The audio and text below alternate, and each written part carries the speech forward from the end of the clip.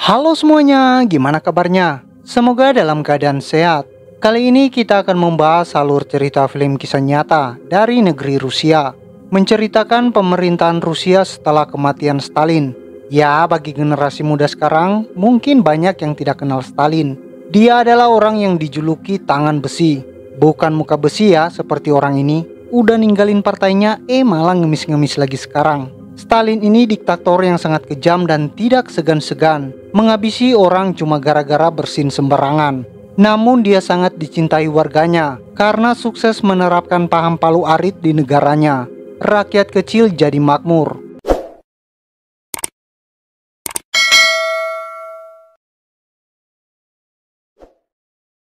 Moskow 1953, di mana kita diperlihatkan dengan sebuah pertunjukan orkestra di sebuah teater yang diadakan di gedung radio Moskow.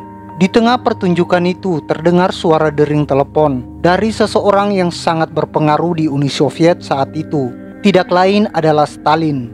Pada saat itu Stalin meminta kepada operator radio agar mereka merekam pertunjukan musik tersebut, dikarenakan ia sangat menyukai alunan musik yang disiarkan langsung oleh pihak radio. Namun ternyata pertunjukan tersebut telah berakhir. Sialnya operator radio Moskow tidak melakukan perekaman musik saat pertunjukan itu diadakan.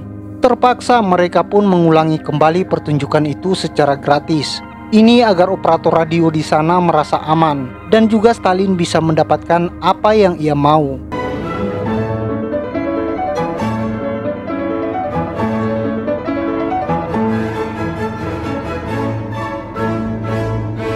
Setelah pertunjukan itu selesai, mereka pun memberikan rekaman itu ke prajurit yang diutus Stalin untuk datang mengambilnya.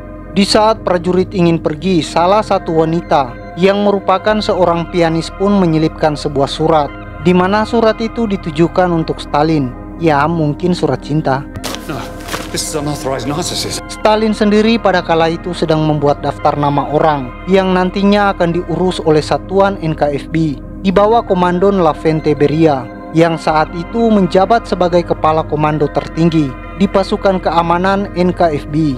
Lalu Beria pun memberikan daftar nama itu ke anak buahnya yang sudah menunggu di luar istana. Pasukan NKVD pun melancarkan aksinya.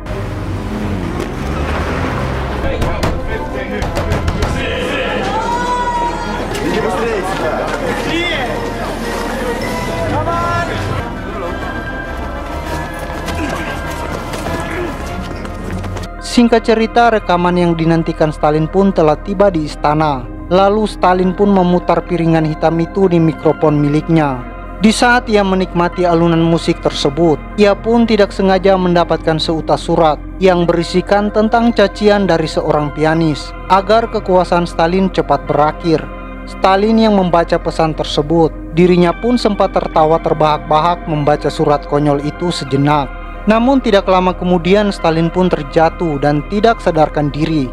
Di keesokan harinya berita tentang Stalin pun terdengar ke semua orang terdekat Stalin.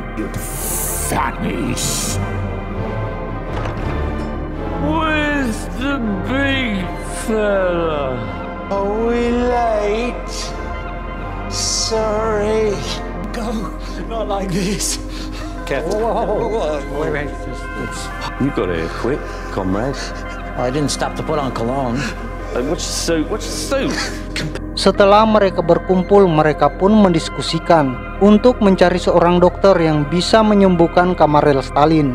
Namun sialnya seluruh dokter spesialis di Moskow berada di kamp gulag. Mereka pun memutuskan beberapa dokter apa saja yang masih berada di kota Moskow, termasuk para dokter yang masih di bangku SMK. Serta mereka juga tidak lupa memanggil kedua anak Stalin bernama Steviana dan Vasily.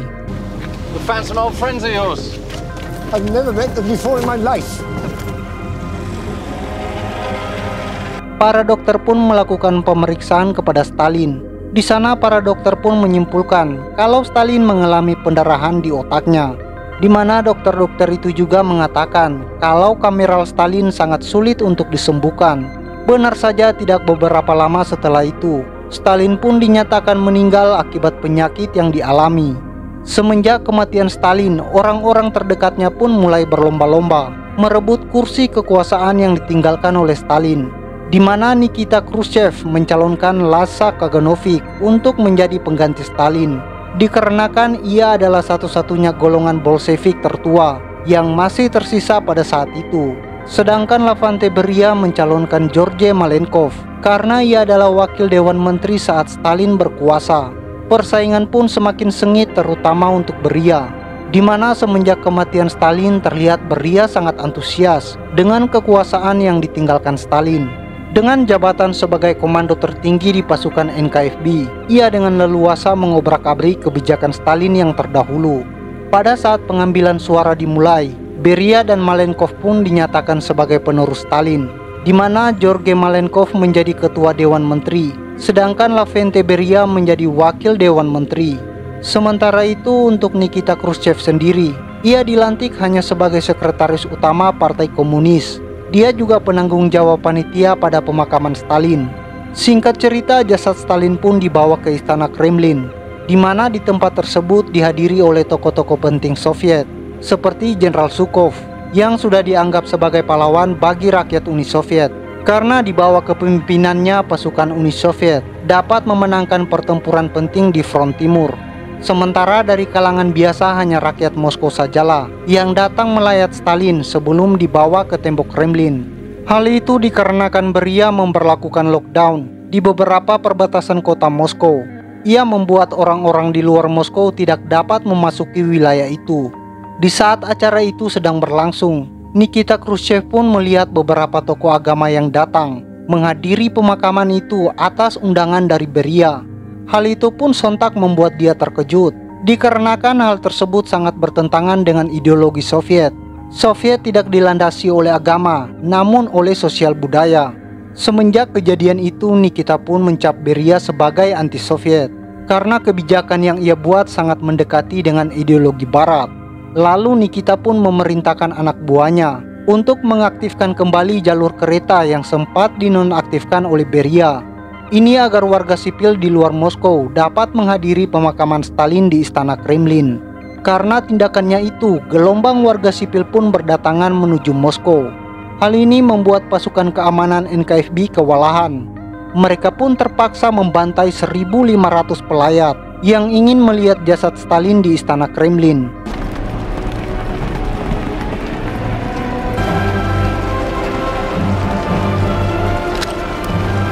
This is a secure area! We've come to see Comrade Stalin!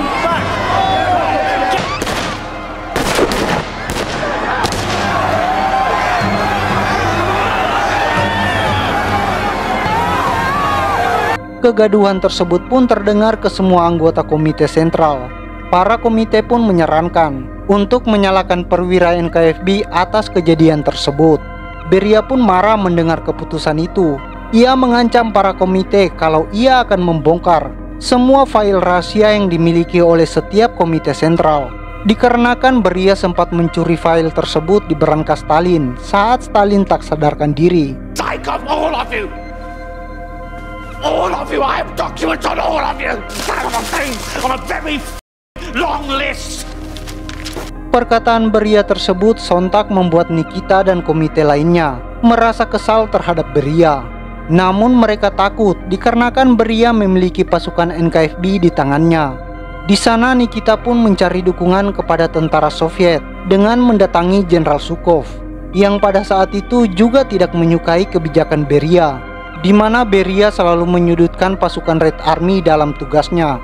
Mereka pun sepakat bekerja sama untuk melakukan kudeta terhadap Beria saat pemakaman Stalin digelar. Pada hari pemakaman Stalin, seluruh jajaran komite sentral berbaris untuk mengantarkan Stalin ke tempat peristirahatnya di nekropolis Kremlin. Pada saat itu juga Jenderal Zhukov memberikan perintah kepada anggotanya untuk menyiapkan persiapan kudeta di dalam istana Kremlin. Take good care of this. I don't want it going off. Today we pause. Nation that Stalin himself held. Rights and liberties. Bread. My father was a great social scientist. Lithuanian comes. Latvian comes. Estonian comes. Right, boys. Meet your days for tonight. Setelah pemakaman itu selesai, para anggota Komite Sentral pun pergi melakukan rapat di Istana Kremlin untuk membahas tentang tragedi yang terjadi kemarin. Di tengah rapat berlangsung, Nikita pun memberikan sinyal kepada Jenderal Zhukov dan pasukannya yang saat itu sedang bersembunyi di dalam toilet dekat ruangan rapat. Mereka pun berhasil menangkap Beria dan juga mengamankan area Istana Kremlin dari pasukan NKVD. Good luck, ladies.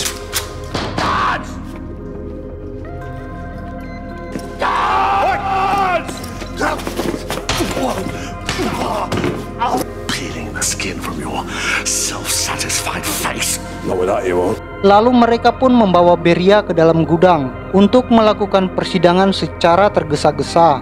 Di sana Nikita pun membaca surat perintah penangkapan yang ditandatangani oleh Malenkov, di mana isi surat itu menyatakan kalau Beria telah melakukan tindakan kriminal seperti penyerangan seksual, pemerkosaan, serta tindakan anti-Soviet. Ia pun dihukum mati dan jasadnya pun dibakar di tempat itu juga. You are also accused of 347 counts of rape, of sexual young as 7 years old. Exotic role. 7 years old. Soviet behavior. The court finds you guilty and sentenced you to be shot. Don't hurt me! Get him out! Come on!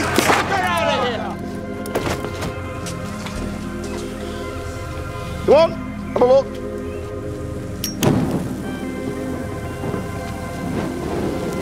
Kemudian Nikita Khrushchev terlihat telah menjadi pemimpin Uni Soviet. Ia pun menghadiri pertunjukan orkestra di gedung radio bersama istrinya. Namun di scene ini kita juga diperlihatkan dengan salah satu tokoh penting Soviet. Ia adalah Leonid Brezhnev, di mana nantinya kekuasaan Nikita Khrushchev akan dikudeta oleh orang tersebut. Meskipun Uni Soviet bubar pada tahun 1991, namun banyak orang Rusia dan Georgia yang mengagumi Stalin. Stalin dianggap sebagai pemimpin hebat pada masa perang. Dia berjasa membangun Soviet menjadi sebuah kekuatan besar di mata dunia. Namun banyak pula yang mengutuk rezim totaliternya sebagai pihak yang bertanggung jawab atas tindakan penindasan massal, ratusan ribu penghukuman mati orang Soviet yang dianggap pro-barat. Saat Perang Dunia II berlangsung, Stalin berpartisipasi dalam konferensi utama sekutu. Keinginan kuatnya dan keterampilan politik yang cekatan memungkinkannya berperan sebagai sekutu yang setia. Namun dia tidak pernah meninggalkan visinya tentang perluasan kekaisaran Soviet pasca perang. Pada tahun 1950, dia memberi izin kepada pemimpin komunis Korea Utara Kim Il-sung untuk menyerang Korea Selatan yang diduduki Amerika. Peristiwa itu memicu terjadinya Perang Korea. Hal ini juga menjadi cikal bakal terjadinya Perang Urat Saraf atau Perang Dingin antara Rusia dan Amerika. Yang menjadikan Uni Soviet hebat adalah kebijakan Stalin yang menghukum mati para koruptor. Aset para koruptor diberikan kepada lembaga amal di Uni Soviet. Keluarga koruptor tidak diberikan pekerjaan layak, apalagi menjadi PNS. Apakah penerapan koruptor Uni Soviet mampu diterapkan di Indonesia? Ataukah kita rakyat yang harus mengambil paksa aset para koruptor? Semoga Indonesia bebas dari koruptor. Indonesia baik-baik saja. Atau